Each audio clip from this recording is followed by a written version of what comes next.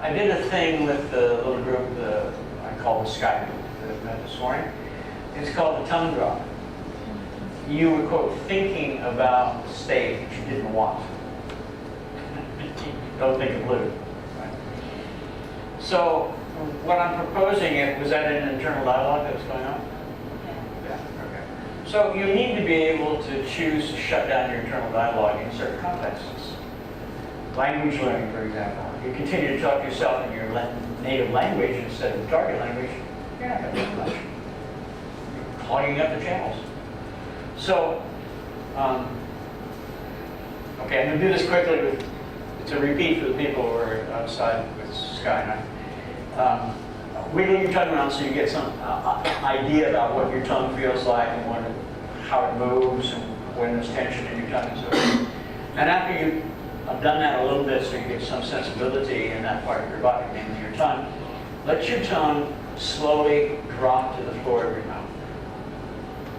Once it's lying there, no movement, no tension. Any tension you find, let it just slide off the tongue and disappear. Once you've got your tongue lying at the floor of your mouth, run your attention over it, make sure there's no tension and no movement.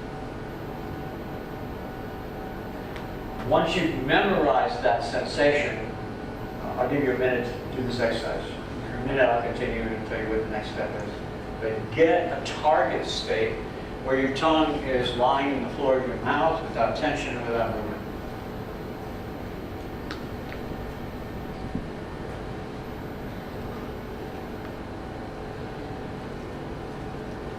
Okay. That's going to be the target. Go ahead and relax. Let your tongue do whatever it does. In your case, I want you to start talking to yourself furiously about something you don't want, since that was what you did. For the rest of you, you can go through some internal process like, oh, what are the things I have to accomplish before tomorrow morning? Or what commitments do I have at work or for family or something? I want you to fire up your internal dialogue at a high speed, furious and intense. I'm going to, in a moment, I'm going to clap twice. When you hear that clap, I want you to keep running your internal dialogue, so you're probably not even hearing me. And when you hear me clap twice again, I want you to let your tongue drop directly to that position on the floor of your mouth without tension and movement, which you memorized. So go ahead, fire it up, torture yourself, whatever you use your internal dialogue for. So you heard the clap. Follow the instructions. You let your tongue drop to the floor of your mouth. No tension, no movement. What happened? What happened to your internal dialogue? Gone. Is that correct for everyone? Any exceptions? One exception. We'll deal with the exception. We have an exceptional person here. Okay. So what's the point? There are times and places where internal dialogue is essential to your function. It's one of the tools that we use for planning purposes, to remind ourselves where in the day we are, what comes next, what we're going to take care of. We use it as a notebook to keep notes about things we're going to take care of, blah, blah, blah. And there are times when it goes off, which totally distract you from what you need to be focused on. There are times when it goes off where it has a highly critical nature. It's sort of beating you up for things you did or didn't do. And it's not a useful thing. And it corrupts your ability to make focus on something and to maintain the focus.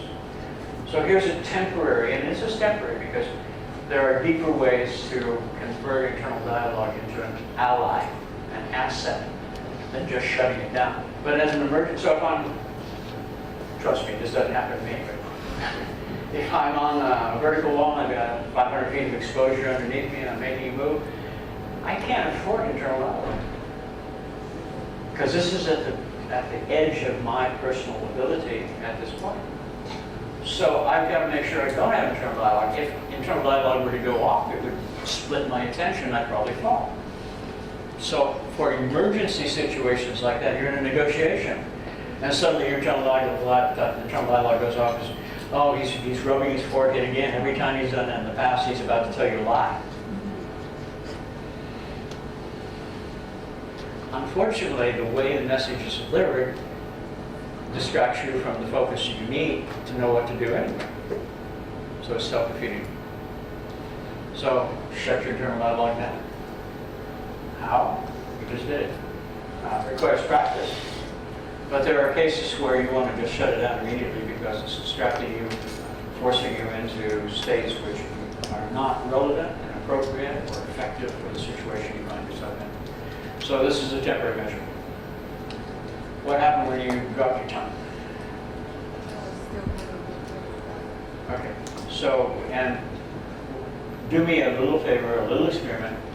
When you get a chance, get a glass of water, fill your mouth with water, and fill your mouth with water, and wiggle your tongue around so you get a really good sense of where your tongue is, and then let it drop to the floor of your mouth, making sure that it really is tension-free and moving it free. But putting the water in your mouth, it's more viscous, thicker than air, so you'll be able to tell whether in fact there is tension. Okay?